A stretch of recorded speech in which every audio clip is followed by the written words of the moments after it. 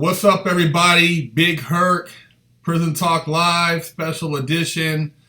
Happy Mother's Day to everybody out there, to all the mothers, you know what I'm saying, who've been taking care of their kids. Hope the fathers stepped their game up, you know what I'm saying, got to dig out the dirt and handle their business today with their lovely queens. Want to say, hey, thanks for everybody supporting Fresh Out Life After the Penitentiary, our YouTube channel, and for telling your friends and family to subscribe. And also for checking out our Instagram and our Twitter, which is Fresh Out Series, along with our SoundCloud, which is Fresh Out Series. And for those who have subscribed to Patreon, much love. We have a lot of good stuff on there with Chef V, and that site is patreon.com. And if you have any questions, email us at freshoutseries@gmail.com. Also, check out our website, which is www.freshoutseries.com. You know, we want to do this special edition on a Sunday. Usually we do Monday at 3 p.m. But, you know, this whole thing with Jeff Sessions, you know, the Attorney General elected by Trump, and, you know, this harsh on crime stuff he's really promoting, it's pretty disturbing, you know, in a whole. You know, not to say that, you know, some people don't deserve to be in prison, but there's a lot more going on than what, you know, is on the surface. So I had a special guest come in today to speak on some of this stuff that they've researched and read about Jeff Sessions and why there is an actual reason for this reverse on Obama's policy on crime, which was trying to basically bring down the Bureau of Prisons population. You know, there's a lot going on, and the public is in the dark because we, you know, pay more attention to a lot of the Twitter stuff rather than what's actually going on in office. So, to start off with, the main note. Well, anyways, just to give everybody a heads up, I'm a co-creator of Fresh Out, and the main reason for us doing this together was to create more of a dialogue as to the topic for today, which is private prison revival.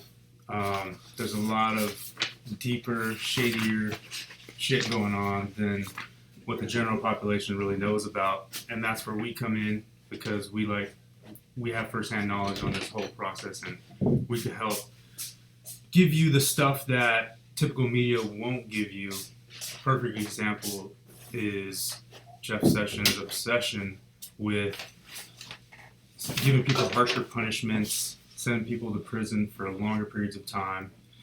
And I came across this article, and the first question that came to my mind was, why? Why are we taking this step back after we're starting to see progress with what Eric Holder was able to achieve with his Smart on Crimes initiative, which has decreased federal incarcerations by 13%, half of which are drug offenses. And if anybody knows anything about Jeff Sessions, he's really hard on drugs. He thinks people who smoke weed are bad people, which anybody who's intelligent knows is a pile of shit and completely untrue. And this type of thinking is what our society really needs to get rid of in any kind of form of political office or any form of power, especially a U.S. Attorney General, because they essentially pick the path at which the justice system goes. So if someone's really hard on crime, then the justice system is going to have to get harder on crime because that's what they're into. And this guy is a perfect example of that.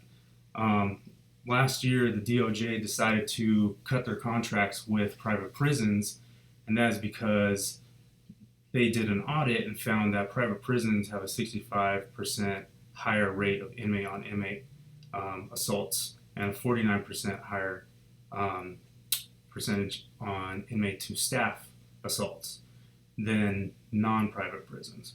So the private prisons don't know what the fuck they're doing, and to boot, they are for profit. So everything that they do is to increase the bottom line. It's not to help people get better. It's not to reduce recidivism, because they want that to be the opposite. They want to increase how many times people go because that's how they make money. For example, in 2015, they made $3,300 off every single inmate. If they have 1,000 inmates, that's $3.3 million that they made profit off inmates. Now, how did the states that house these prisons benefit from that? You don't hear anything about that, and most often the states don't benefit. It's just the shareholders that benefit. And further research found that Jeff Sessions actually has investments in what's called Vanguard funds, which is their biggest stock that they invest in is private prisons, which is the Geo Group and the Core, what was it, Core Civics. Core Civics Group, who's formerly CCA, who had to change their name because of their reputation of being such a shitty private prison, having tons of assaults. They were just probably one of the worst ones out there. Had to change their name to create a new image. That's how bad they were. And Jeff Sessions has investments in that indirectly. So it's one way that politicians work so that they don't say, oh, I don't directly invest in something. But he went through something that says Vanguard. So Joe Blow sees Vanguard, doesn't think anything of it, even though Vanguard is the one holding the keys. So why wouldn't he want to increase punishment? Why wouldn't he want to lengthen prison sentences? Because he's going to make money off of it. So, I mean, it makes total sense. So this type of shit is exactly the corruption that we as a society need to eliminate out of our system, because that doesn't help anybody. The only thing is just going to hurt everybody more than anything, because guess who funds these guys? Taxpayers. So Joe Blow taxpayer, you're paying to have these private prisons incarcerate more people or hold more people for Jeff Sessions' pockets to get fatter. So what sense does that make? That doesn't make any sense. And it should, I mean, if anything, when people go to prison and if they're going to pay their debt back to society, if they have to work or do labor, it should be something that benefits the state, not a private corporation that doesn't give shit back to the state. Yeah, it may employ a few people, but it's definitely not going to do anything significant compared to what they're giving their shareholders. So as a society, we really got to step our game up with keeping these types of things in check. These guys work for us, not the other way around. Another thing too, Big Herc talked about this a couple weeks ago, was immigration. So based on what we researched, private prisons are going to be the main holders of illegal immigrants. And in the past, it would work where if you were illegal, you got busted, you got a misdemeanor, and you got shit back. So now what Jeff Sessions wants to do is he wants to charge illegals with a felony and then house them anywhere between a week to 18 months. Guess who pays for that 18-month stay? Taxpayers. So as much as everyone hates illegal immigrants and talks shit about illegal immigrants, one way or another you're paying for them based on how Jeff Sessions wants to run the justice system. And after the 18 months when they send them back, if they come back and get busted again, they sentence them to 2 years in prison. So for 2 years, you're going to pay for illegal immigrants to sit in the prison cell instead of going back. And that's how Jeff Sessions wants it to work. So this whole thing about, oh, we're going to send them back, we're not going to pay for shit, is complete bullshit. You're going to pay for illegals regardless. So the way that these guys think is completely archaic. It doesn't solve any problems. We've had a drug war for the past 30 years that has produced absolutely zero results except for making companies more money, taking money out of your pocket as a taxpayer, and it will continue to go that way until we demand a change. We were going on the right path by legalizing marijuana and more states jumping on board and taxing it and making money off of it. And that ultimately is going to be the way we need to go with everything. This constant war on drugs, which is complete bullshit, it's never going to stop the way that these guys are thinking. You can't incarcerate your way out of the drug appetite that people have. Sending people to prison isn't going to help them. It isn't going to reduce the amount of people using drugs. as you've seen in the past 30 years. So what are we going to do about this? Why are we continuing to allow these guys to take advantage of everybody, make money off everybody, while everybody else suffers? It doesn't make any sense. So that's where, we want to make sure you guys are informed on what's going on. That's essentially the purpose of Prison Talk Live, is keep you up to date on current events and, create some sort of dialogue where you guys can start thinking about how fucked up this system really is. We're not saying that nobody should go to prison or nobody should get arrested for things, because obviously, people make mistakes, and depending on the crime, you do the time. Yeah, of course. But it's got to be in the right way. If you're trying to, you have a perfect example with the past 30 years with the drug war. It didn't work. So any intelligent person would say, why continue with this path when we've given it 30 years worth of time, millions of dollars, billions, and have nothing to show for it? It's time to go a different route. And that's what Eric Holder was trying to do. And it was a good step in the right direction. So now we need to continue down that path and some way, somehow get these idiots out of any position of power. I mean, if anything, an ex-con who has changed his life should be the one making these types of decisions, not some crazy-ass maniac, what was he? Crypt Keeper. Have you guys seen this guy? This is Jeff Sessions right here. Crypt Keeper looking motherfucker. He shouldn't be calling the shots. He's completely the wrong person for the job. So, Marcus, you got anything else? Yeah, well, just when you look at it in a whole, I mean, we should take lessons from some of the other countries, such as a lot of the Danish countries, as far as how they're closing down prisons, because they're spending more time on rehabilitation and education. Supporting the whole drug incarceration thing, especially nonviolent, is basically a way for, like my partner was saying, for these corporations to capitalize on just housing people. It would make more sense to continue to basically eliminate and close down a lot of these facilities, because they're being ran like backdoor clubs anyways. I mean, the people in there have horrible training. They're not prepared to handle the inmates. You got nonviolent inmates mixing with violent inmates. You got people who are trying to do a program and go home that are getting caught up in the gang wars up in there. And, it's just spreading. And then on top of it, you have the whole thing, like I said before, with the illegal workers coming over from, whether it be Mexico or Ecuador or Brazil, wherever they're coming from. And now you guys, I told you guys before, and people are like, oh, they get released. No, they're not getting released. They're getting charged with a felony and then being detained anywhere from a week to 18 months. And then a second time, they get automatically 2 years. So what's the point of just housing these people and feeding them and basically clothing them and putting a roof over their head for 2 years? For what? For a nonviolent crime of crossing a border?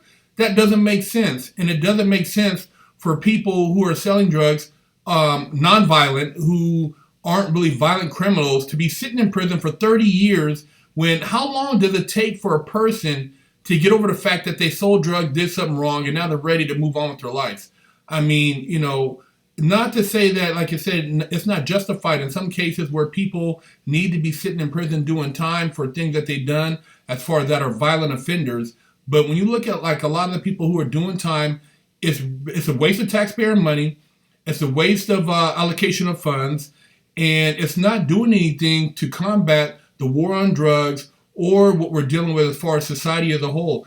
Education is the only way you're going to work your way out of a situation like this, along with, more efforts being put forth towards rehabilitation.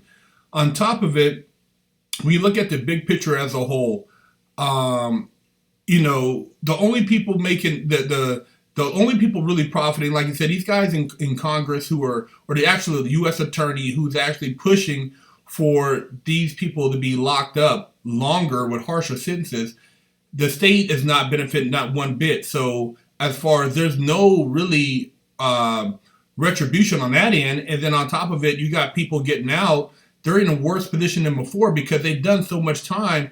Them acclimating back into society, it's basically it's grounds for recidivism. A lot of these guys aren't going to be able to get out and be able to make the transition they need because of just the archaic time they're doing.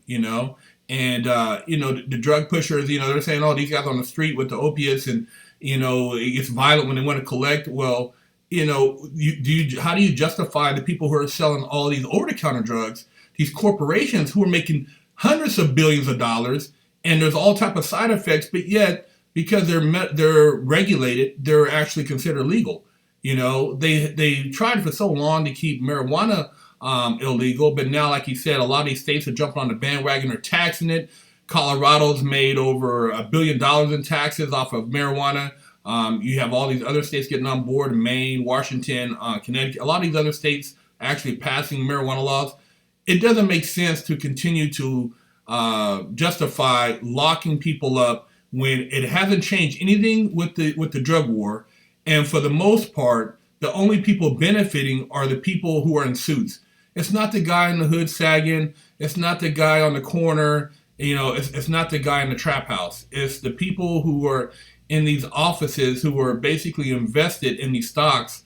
And like he said, the Vanguard group, you would never think twice about investing your money in a fund that said Vanguard. But when you do your research, Vanguard has over 160 million invested in the Geo Group and the Core Civics Group. So they're heavily invested in prison stocks. And it dates back to, post-slavery times, where pre-slavery, where you're looking at these guys are really profiting off of housing people and putting them to work. And once you get into prison, what are they doing? They're working for Unicor. They're working for these other corporations who are getting slave labor wages, which we've always talked about our economy being such a fair economy and competing with some of these third world countries with labor. But then you have these guys sitting in here who have really no choice but to sit in there to try to work to make some money because they have no family support. And so they're selling jeans for maybe Calvin Klein, or they're making boots for some military company, or building furniture for some furniture manufacturer. So, it's really sad, man, because people are so diverted by all these other things that's going on in the news, whether it be the threat of nuclear war or the firing of the FBI, head of FBI, and they don't know that all these initiatives and these bills are being passed right under your nose. And, people think, oh my God, it's such a great president, we're doing this and that. And I'm not saying he's a bad president. I'm just saying know your facts. Before you get up there and speak and you try to talk a lot of shit, do your research and find out what the hell's going on, because you might think that this isn't affecting you right now, but it could be a family member or a cousin, and watch them get caught up and see what happens. And then you'll be wishing that you would have paid better attention to the laws that are being passed, or the bills that are being pushed through Congress or the Senate, because, once they're passed now, it's basically setting us back another 20 years. A lot of people talk shit about Obama, but the prison population in the Bureau of Prisons went from 220,000 down to 190,000, and for predominantly non-violent offenders, drug offenders. And economically, it makes more sense because you're not paying for these people. Why would you want to pay tax dollars to house somebody so that they come out more violent, rather than invest that money in education and development so they won't sell drugs? They'll realize that there's other options outside of being a drug dealer. So, it's really sickening, man. And, the people who are pushing these laws, they're so out of touch with mainstream society that a lot of times these things aren't even thought of. There's not even a consideration when you look at it as a whole. And like I said, I'm not saying that some people don't need to be locked up. There's a lot of motherfuckers need their wig split. I'm going to keep it real. There's a lot of pieces of shit out there, but for those people who are maybe just got caught up or a situation happened, I'm not saying that, there's not jail for certain situations, but this harsher punishment and just 20, 30 years mandatory minimums. I mean, they used to have where the judge could at least exercise some discretion but they're making it more difficult for them to even exercise discretion to, in certain cases, maybe pull away from the mandatory minimums. So I'm just saying, educate yourself. I mean, until you get a loved one locked up and you see how it affects your family, your kids, and just the whole economic the family structure.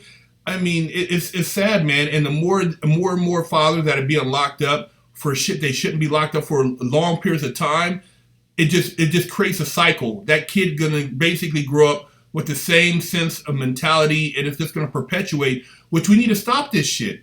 We need to take this country needs to go in a different direction, and people need to be, need to wisen up. A lot of you guys just, and tell your friends and family about the show, man, and let them know that, hey, wisen up, do your research. Don't just keep, putting your fist in the air, pumping like, hey, man, this guy's kicking ass. Well, know what he's kicking ass about and realize that there's a lot of shit that's been passed in the last 100 days that you have no clue about. And you don't know how it's going to affect you. And when it does affect you, it'll be too late. So wake that ass up, man. Wake that ass up and, open your eyes and quit trying to just, quit looking at all the bullshit social media shit going on and realize that there's some real shit happening and that, people need to speak up. These private prisons are pieces of shit. They're profiting off of just hardship of situations. And if they're making stock, you're making money off the stock of a human being being locked up. What is that called? Isn't that modern day slavery? I mean, like, okay, if it's a federal facility, that's not private, but what are these private corporations doing being involved in the housing of inmates anyways? I never understood that. How does a private corporation have anything to do if it's not under our legal system as far as a government agency? What are they doing privatizing the housing of people, period? It doesn't make sense. And all you Hispanics out there or people from Europe who are here illegally working, hey man, it's affecting you too. You get caught coming over here, you're going to be sitting in that motherfucker. You're not going to just be released. It's not catch and release like they do when they go fishing. You're going to be sitting there for a minute, and you might be there for over a year, eating shit, dealing with other motherfuckers who are mad and frustrated because you're going to be in a private facility because they're the main facilities that are going to house the illegal immigrants. So it's not catch and release. You cross the border, you're going to go home. You're getting charged with a felony, so you're not going to be able to work legitimately on the grid anyways. Second time, you're going to get another felony, and you're going to be in there for 2 years, mandatory. So, Notice someone says, with all that said, what can we do? That's exactly why we're bringing this up, is because we want to create that dialogue. What can we do? What would be some suggestions that you guys would, suggest? Like, that's the whole point. As society as a whole, we have to fix this problem. Because trying to sweep it under the rug and pretend it doesn't fucking exist is not the way that it's going to get handled. So what can we do? It starts with, like Marcus said, education. You got to educate your fucking kids. You have to take time to pull them out of the bullshit, because it starts there. If you're a kid and you are brought up in a shitty environment, the chances of you becoming a shitty person are very high. So it starts there. And then from there, as voters, you have to fucking make your voice heard when you go to the ballot box. Like this Attorney General. Create some change.org campaign to get this guy fucking removed, because you may not think that affects you because you don't do anything bad, you don't commit crime, blah, blah, blah. But as more and more of your liberties are getting taken, what do you think is going to happen? When you have no liberty, anything you do is a criminal act. So then you will become a criminal, and then you're going to be in the same boat as all the people you supposedly aren't. So why wait to that point? Why wait till it gets to that point? In Canada, they just passed a law where if you don't acknowledge someone's gender or some bullshit, it's a crime. So what happens when that shit happens here? You're going to be in the same boat as everybody else. You're going to be a criminal. So why are we going to wait for that shit to happen? Why not do something now? But it takes everyone working together to make that happen. We have to have a clear a direction that we want to take. Getting rid of Jeff Sessions would be a great start. And then from there, we can move on to the next problem, and the next problem, and the next problem, until eventually there's no more problems. But it's going to take us coming together rather than us being separated by all this race bullshit. You know, people talk shit about black and brown hanging out and black and white, blah, blah, blah, blah. It's all bullshit. If you're still thinking on that level, you're not evolved. You got to evolve past that, because it's fucking dumb and it's not going to get you anywhere. And if anything, it's going to keep us back in this area that we are now, where these guys think that everyone's animals and they need to be locked up. Like, I can't even believe that this type of thinking is even still existent today, with how far we've come with technology and innovation, that we still have people like Jeff Sessions in any kind of form of power. Never should be a thing that we should encounter in this day and age. So we have to start by getting rid of all these fucks. And you guys got to think the not so obvious. Why do you think that they push a lot of this racial shit on TV? Whether it be Black Lives Matter, the Klan, the cross burn, just different things that trigger racial anger. You know, they're the reason for that. They want you to stay focused on that so you don't dialogue. See, you got to learn to dialogue outside your race. Yeah, there's some pieces of shit. There's some pieces of shit cops. There's some pieces of shit I know in my neighborhood. Pieces of shit. Regular people, pieces of shit. So it's not just law enforcement, it's everybody. But you got to dialogue and you got to wake up. See, there's so much shit going on and there's so many people tied in because there's profit and economics in this shit. There's profit behind racism. There's profit behind locking people up. I mean, Jeff Sessions, man, you can say the overwhelming use of opiates and all this other shit, but then really, man, the guy got stock in Vanguard. You know, if I had stock in Vanguard and Vanguard or some of these private prisons donated to my campaign, you know, it's a quid pro quo. You mean to tell me, hey, man, if I gave you $300,000-$400,000 to help you get elected, I'm not going to expect something in the long run? It doesn't have to be immediately, but gradually, in some form of fashion, you're going to have to look out for me. And that's what's going on. They got you guys spinning. They're spinning this news so fucking fast. You guys aren't catching it. You got to wake up, man. You got to see the big picture. It's not about black or brown. It's not about white. It's not about yellow. It's not about race. It's not about where you're from. It's about educating yourself, getting hip to what the fuck is going on in the news, how it's going to affect you and your family, and how you can keep your family out of this shit. Stop feeding these motherfuckers. You know what I mean? We don't need to put our kids in these prisons, these juvenile detention centers, and then later on in these fucking warehouses to be working for fucking slave labor. Educate your kids. It starts there first, and you know, start building some actual consciousness so you people can be aware of what's happening around you. It's not all on Instagram or YouTube, but there is a lot of good information there. But do your research, man. Look beyond. You have it at the palm of your hand. Look beyond that and see these articles are readily available. That's one of the great benefits of this country is freedom of speech and being able to research a lot of this stuff and see that they're not hiding it. They put it right in your face. That's the thing about our country and the news and the media. It's all right there. It's just whether or not you want to look at that or look at twerking. So, you know, wake up, man, and realize that this prison shit, it's not a black thing. It's not a Mexican thing. It's not a white thing. It's an everybody thing. It affects us all. You know, we all in some form of fashion, this economic, just this whole, the way the system's being set up with this privatization thing, it's affecting us all as a population, and we need to look past that and really start waking up and seeing how we can help each other.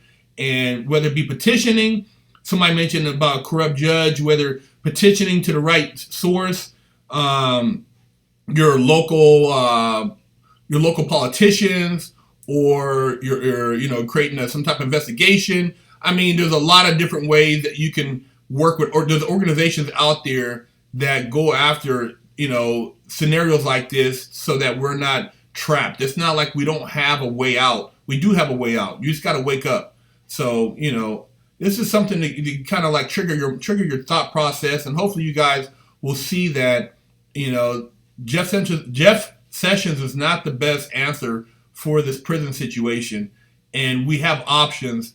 And for you as a taxpayer to be spending all this money locking up illegals, locking up nonviolent drug offenders, it's just it's a bad direction for this country. We're going back another 30, 40 years. So, you want to add anything? No, that's pretty much it. Yeah. So, hey, you guys, thanks for tuning in to this special session on a Sunday. I know it's Mother's Day. Happy Mother's Day to all the mothers once again who who are mothers taking care of the kids.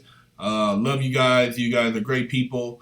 And hopefully the man who's the father did something special for you today. But, you guys really want to keep it real with you guys. And like I said, if you got any questions, email us at freshoutseries@gmail.com. And, we're not trying to, we just try to provide information. We're not trying to be anything anti or pro. We're just basically sharing what we find that a lot of times is overlooked in the news, so that you guys can make more conscious decisions that are going to affect your life long term and give you better options. Education, knowledge, it makes you a better person. So thanks for tuning in. Hope to see you guys again next week. We'll be at the same time, Monday at 3 p.m. And like I said, we got some great stuff coming up for you guys. And make sure you check out our our Instagram and our Twitter. And we look forward to seeing you guys next week. Much love, and I'm out. And like I say, much love to our special guest today, the co-founder of Fresh Out. This guy's been there from day one. And I like to keep him behind the scenes. I don't like to expose too much of y'all. You know what I mean? You might get your wig split. All these trolls and shit. All these trolls. But anyways, he tuned in today, brought in some great information. Shout out to the co-founder. And like I said, we'll see you guys again next week on Monday at 3 p.m. live on YouTube and Facebook. All right. Big Herc, I'm out.